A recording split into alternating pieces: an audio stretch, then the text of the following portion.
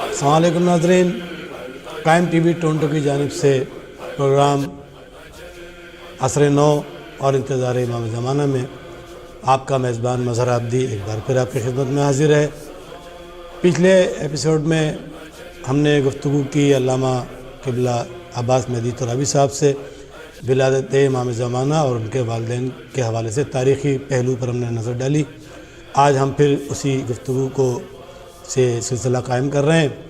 علامہ صاحب، ایک سوال جو عوام کی ذہنوں میں اکثر رہتا ہے کہ یہ جو علماء اکثر مجالس میں بھی بیان کرتے ہیں کہ غیبت صغریٰ اور غیبت کبریٰ، تو آپ کے نزدیک ظاہر ہے آپ کا مطالعہ ہم سے کہیں زیادہ وسیع ہے، تو آپ کے مطالعے ان دونوں میں کیا ڈفرینس ہے، کیا فرق کیا ہے غیبت کبریٰ اور غیبت کبریٰ میں؟ بسم اللہ الرحمن الرحیم وبہ نستعین وہو خیر الناصرین والمعین۔ بہت شکریہ قبلہ مظہر عابدی صاحب کہ آپ نے، اور قائم ٹی وی کا بھی شکریہ کہ ایک مرتبہ پھر جو ہے وہ مجھ جیسے طالب علم کو سرکار امام زمان عجل اللہ فرج الشریف کی ذات اقدس پر گفتگو کرنے کا موقع میسر کیا، مہیا کیا، شکر گزار ہوں۔ آپ نے بہت ہی عمدہ سوال جو ہے وہ دریافت کیا، پوچھا، اور یقیناً اس سوال کے آتے ہی بہت ساری چیزیں لوگوں کے ذہنوں میں آ جاتی ہیں، کچھ مبہم رہ جاتے ہیں، کچھ واضح بھی ہیں، ایسا نہیں ہے۔ امام علیہ السلام کی ولادت کے حوالے سے ایک پہلو جو تشنہ تھا، میں سمجھتا تھا کہ اسے قرہ قربی بھی حکیمہ خاتون سلام اللہ علیہ فرماتی ہے کہ جس رات صاحب الامر کی آمد ہوئی، امام زمانہ عجل اللہ فرج الشریف نے اپنے نور سے کائنات کو منور کیا اور سامرہ کی گلیاں بھی نور امام علیہ السلام سے جگمگا اٹھی، تو بی بی فرماتی ہیں کہ ایک تو کلمہ شہادتین اور اس کے بعد سر بسجود، چونکہ یہ تسلسل ہے ائمہ معصومین علیہ السلام کا، یعنی ہماری جتنے بھی ائمہ، ان سے پہلے جتنے بھی ائمہ گزرے ہیں، تمام کی حالات ولادت اور آمد کے حالات میں یہی چیزیں ملتی ہیں کہ آپ سر بسجود ہوئے۔ دوسری بات یہ کہ مختون پیدا ہوتے ہیں، یہ ایک خاص شرف ہے جو اللہ نے اپنی حجتوں کے حوالے کیا ہے، اس میں کوئی غیر شریک نہیں ہے۔ رکھیے گا، یہ وہ چیزیں ہیں، یہ وہ فضیلتیں ہیں جو فضیلتیں قطعی ہیں، واضح ہیں، اس میں کوئی ابہام نہیں ہے۔ وہ عصمتوں کا سلسلہ، عصمت صغریٰ ہو یا عصمت کبریٰ ہو، عصمتوں کی دو ہی سلسلے جو ہیں وہ علماء نے واضح کیا، کبریٰ اور صغریٰ۔ تو عصمت مطلقہ میں ائمہ اہل بیت علیہ السلام آ جاتے ہیں، اور دوسری عصمت کا سلسلہ جو انبیاء علیہ السلام اور اوصیاء انبیاء علیہ السلام، وہ نبی ہو یا وصی نبی ہو، جب وہ دنیا میں آتا ہے تو مختون پیدا ہوتا ہے، اور ان تمام تر چیزوں سے مولود اور مولود کی والدہ گرامی قدر، وہ ان تمام تر چیزوں سے مبرہ اور منزہ ہوتی ہیں، اور اسی لیے انہیں مقام عصمت پر فائز کیا جاتا ہے۔ تو دنیا میں آتے ہی جو ہے وہ معصوم مقام عصمت پر فائز ہو جاتا ہے، اور وہ نجاستیں بالکل جو ہیں معصوم سے دور ہو جاتے ہیں۔ مختون پیدا ہوئے، اور ہر معصوم اور ائمہ اہل بیت علیہ السلام، یہ وہ صفت ہے۔ اب اس صفت کے جب پوری انسانیت مل کر معصوم کی اس صفت میں شریک نہیں ہو سکتی کہ جو کائنات میں آتے ہی اللہ اس صفت سے متصف کر دیتا ہے، تو اس صفت کا جب مقابلہ نہیں ہو سکتا، تو جب امامت پروان چڑھتی ہے اور آہستہ آہستہ لوگوں کے سامنے علم و فضل اور فضیلت جو ہے وہ باب کھلتے چلے جاتے ہیں، تو اس پہلی صفت میں اللہ شریک نہ کر کے دنیا کو یہ واضح پیغام دے رہا ہے، تم اور ہو اور ہماری حجتیں اور ہیں، تصور بھی نہ کرنا ان کی ہم سری کا، تصور بھی نہ کرنا ان کی برابری کا، لہٰذا تم ماموم ہو یہ تمہارے امام ہے، تم مقتدی ہو یہ تمہارے مقتدا ہے۔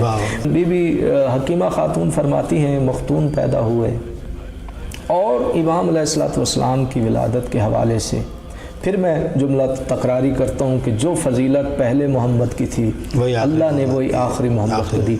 پہلے محمد کی فضیلت یہ ہے کہ جب آپ دنیا میں تشریف لائے تو آپ کے دونوں شانوں کے درمیان مہر نبوت تھی، مہر نبوت تھی۔ تو ہمارے امام کے حوالے سے بھی ہے کہ دائیں بازو پر اللہ رب العزت نے اس آیت کو لکھا اور بتا دیا کہ تم اور ہو اور یہ اور ہے، اور وہ سورہ بنی اسرائیل کی آیت ہے، بسم اللہ الرحمن الرحیم، جاء الحق وزهق الباطل ان الباطل کان زہوقا۔ یہ آیت امام علیہ الصلوۃ والسلام کے دائیں بازو پر لکھی ہوئی تھی، گویا کہ یہ بھی عظمت ہے ہمارے اور آپ کے زمانے کے امام کی۔ اس کے بعد ہم آ جاتے امام علیہ السلام، 5 برس کی عمر ہے۔ 55 میں امام علیہ الصلوۃ والسلام کی ولادت باسعادت ہوتی ہے، 60 ہجری میں بابا اس دنیا سے رخصت ہو جاتے ہیں اور اب منزل شہادت پر فائز ہو گئے، اور اب 5 برس کی عمر میں یتیم ہو گئے۔ جیسے ہی امام حسن عسکری علیہ الصلوۃ والسلام کی شہادت ہوتی ہے، فوراً ہی حجت خدا امر امامت اور مسند امامت پر فائز ہو جاتے ہیں۔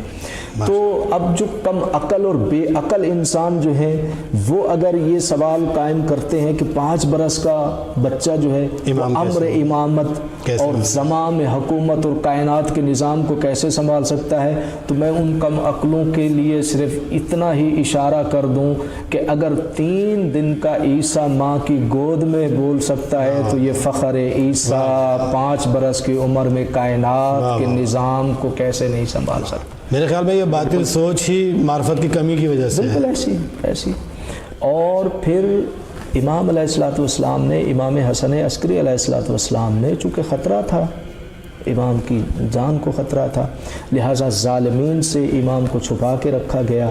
اور جو امام حسن عسکری علیہ الصلوۃ والسلام کے جو خاص اصحاب تھے، انہیں گاہے گاہے امام حجت کی زیارت کرواتے رہے تاکہ لوگوں کو پتہ چل سکے کہ میرے بعد یہ تمہارا امام ہے، یہ میرا جانشین ہے، کسی اور کے دھوکے میں نہ رہنا۔ جیسے کہ حاکمان وقت نے مسلمانوں کو، صاحبان ایمان کو دھوکہ دینے کے لیے جو ہے وہ ایک فرد کو کھڑا کر دیا گیا۔ جب امام حسن عسکری علیہ الصلوۃ والسلام کا جنازہ تیار ہوا تو ایک شخص آتے ہیں خاندان آل محمد سے، جعفر نامی، جسے جعفر قذاب کہا گیا، لیکن بعد میں وہ جعفر تواب کے نام سے مشہور ہوا کہ انہوں نے توبہ کر لی۔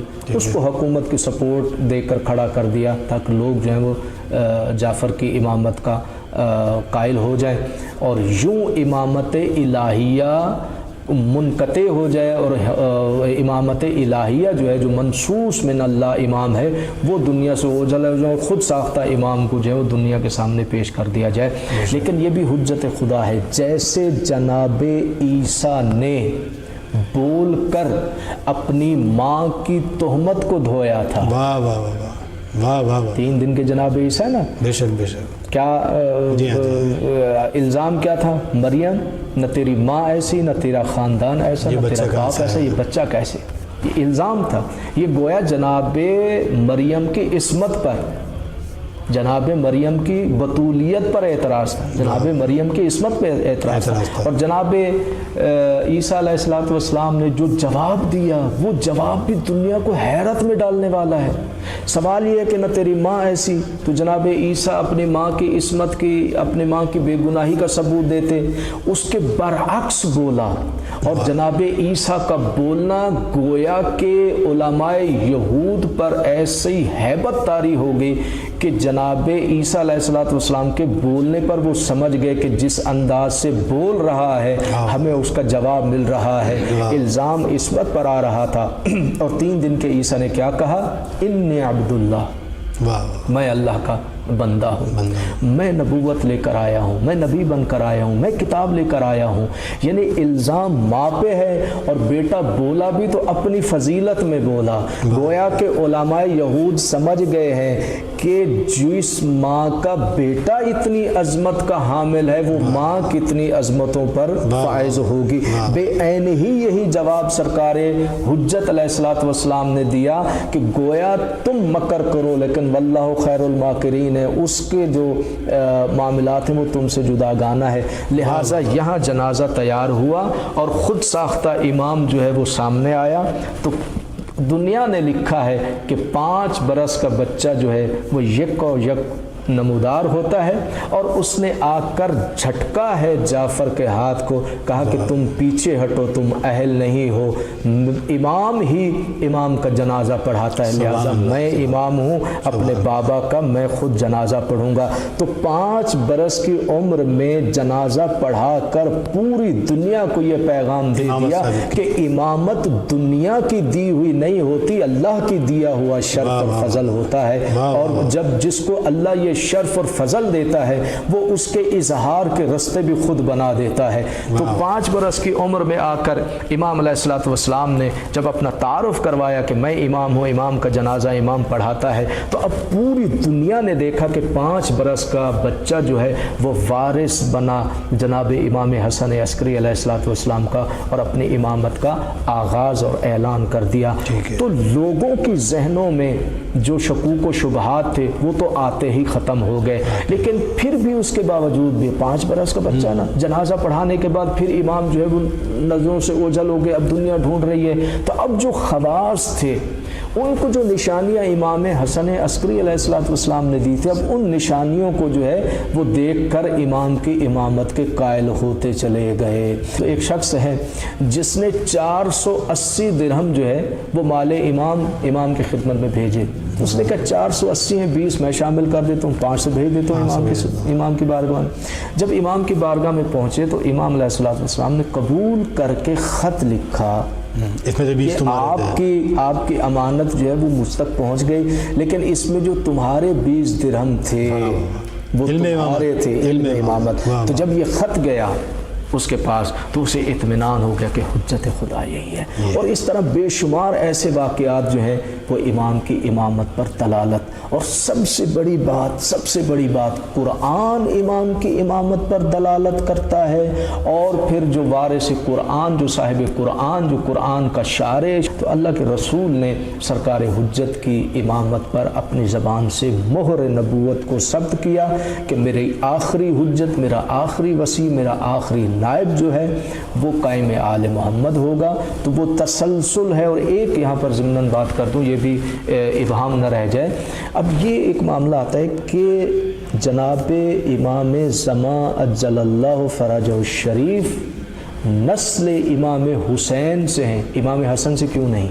ये एक सवाल है और चूँकि ये इसी से मरबूत है तो अब इसके ऊपर एक बेशुमार जो हैं बाज़ रिवायात जो हैं वो इमाम हसन अलैहिस्सलातु वस्सलाम के नाम की से भी मंसूब करते हैं, और बाज़ बिरादरान अहले सुन्नत उसी को जो है वो मानते हैं। लेकिन ये बात उलमाए इमामिया के नज़दीक नहीं है। ये तसलसल के साथ जो है, तवातुर के साथ हमारे पास मुसल्लम सबूत है कि इमाम ज़मान नस्ल इमाम हुसैन से है। अब इसके ऊपर ख़ुद एक छोटा सा वाक़या अर्ज़ कर दूँ ताकि बाब ख़त्म हो जाए, इबहाम ख़त्म हो जाए, बात वाज़ेह हो जाए। अल्लाह के रसूल की खिदमत में जनाब जिब्राइल आते हैं। इमाम हसन अलैहिस्सलातु वस्सलाम दुनिया में तशरीफ़ ला चुके हैं। अब इमाम हुसैन अलैहिस्सलातु वस्सलाम की आमद का सिलसिला है और जिब्रील अमीन आते हैं अल्लाह के रसूल की बारगाह में। या नबी अल्लाह, बादज़ तोहफ़े दरूद व सलाम, परवरदिगार आलम ये आपको बिशारत दे रहा है कि अल्लाह आपको एक और नवासा अता कर रहा है। और उसके साथ इमाम हुसैन के साथ जो मसाइब थे वो बयान करती हैं, जो मुश्किलात थी वो बयान करती हैं। तो जैसे ही उन चीज़ों को सुना अल्लाह के रसूल ने कहा कि अगर ऐसा बेटा जिसे मेरी उम्मत कत्ल कर दे और वो मुसीबतों में गिरफ़्तार हो, मुझे कबूल नहीं है, मुझे नहीं चाहिए। तो रिवायत कहती है कि जनाब जिब्रील वापस चले गए। फिर परवरदिगार आलम की जानिब से यही सवाल, फिर वापस चले गए। जब तीसरी मरतबा आए तो अब उन्होंने आकर कहा कि या नबी अल्लाह, अल्लाह रब्बुल इज़्ज़त इरशाद फरमा रहा है कि ऐ मेरे मोहम्मद मुस्तफ़ा, अगर इसे कबूल करते हो तो मैं बिशारत भी साथ देता हूँ। और बिशारत ये है कि हुसैन दुनिया में तशरीफ़ लाते हैं और वो मज़लूमाना शहादत के रुतबे पर फायज़ हो जाएंगे और ये मसाइब और मुश्किलात बर्दाश्त करेंगे, तो इसका एवज़ परवरदिगार आलम اے اللہ کے محبوب یہ دے رہا ہے کہ نسل امامت کو اور آپ کی نیابت کو اور سلسلہ امامت کو اسی حسین کی نسل میں جاری و ساری کر دے گا. واہ واہ واہ یہ وہ واہ واہ واہ. تو اللہ کے رسول نے جب یہ سنا تو آپ کا چہرہ خوشی سے کھل اٹھا جب یہ سنا کہ امامت اور نیابت رسول جو ہے وہ نسل حسین علیہ الصلوۃ والسلام سے ہے. تو اب یہی بے عینی یہ جملے اللہ کے رسول نے جناب سیدہ کی خدمت میں عرض کیا. پہلے تو افسردہ ہو جب تیسری مرتبہ یہ مجدہ سنائے خوشخبری سنائی تو جناب سیدہ بھی راضی ہو گئی. تو یہ وہ سلسلہ ہے, یہ وہ سبب ہے. اس کے اوپر چونکہ تفصیل کا وقت نہیں ہے اس لیے ہم جو ہے وہ نہیں جانا چاہتے, اگلی بات ہم کرتے ہیں. تو یہ وہ چیز تھی کہ نسل حسین میں امامت کو رکھا اور سرکار حجت نسل حسین سے ہے. اور من جملہ روایت کا جو تواتر کے ساتھ ہے کہ نسل فاطمہ سے ہوگا. قبلہ اس موضوع کو انشاءاللہ اسی کنٹینیوٹی سے ہم جاری رکھیں گے. ناظرین دیکھتے رہیے گا.